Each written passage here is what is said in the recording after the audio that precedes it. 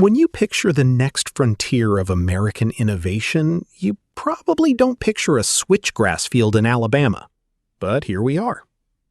This episode covers a major federal investment in rural bioeconomy development, written by Nanthakumar Victor Emmanuel, Peng. Let's start with what a $160 million NSF grant means for communities that rarely make the innovation headlines.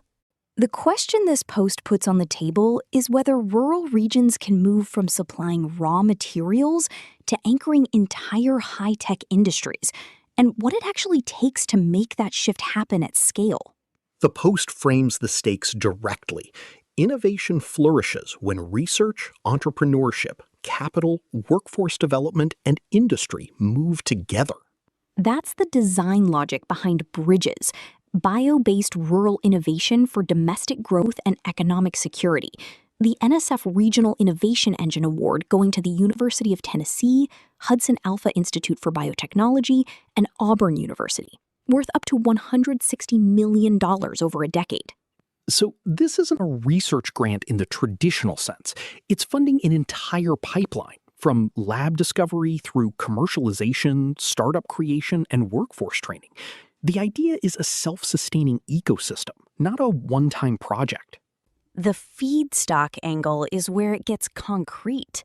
Instead of treating underutilized farmland as a liability, Bridges looks at crops like switchgrass and miscanthus as inputs for automotive manufacturing and sustainable packaging, turning agriculture into the foundation of a bio-based supply chain. Which is a genuinely different proposition for a farmer than growing commodity crops and hoping the price holds. The post is explicit about why public-private structure matters here.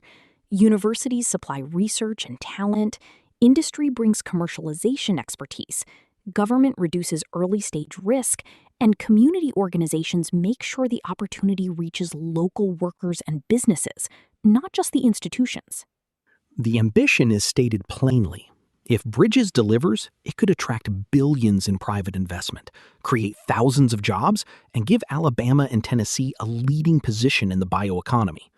The Post calls it a blueprint other regions could follow. That's the broader claim, that strategic investment and cross-sector alignment can make innovation geography a choice, not a given. The next wave doesn't have to start on a coast. Fields, labs, manufacturing floors, and the partnerships connecting them. That's a different origin story for economic growth than most people picture. The core argument here is that place doesn't determine potential. Structure does. Build the right ecosystem, and the bioeconomy can take root anywhere. Next time, we'll see what other corners of the minerals and materials world are quietly being rethought. Stay with us. Welcome to the Innovators Club on YouTube, the premier destination where the most innovative minds in the industry meet. Also explore our blog for deep dives into mining, mineral processing, and the evolving world of metals,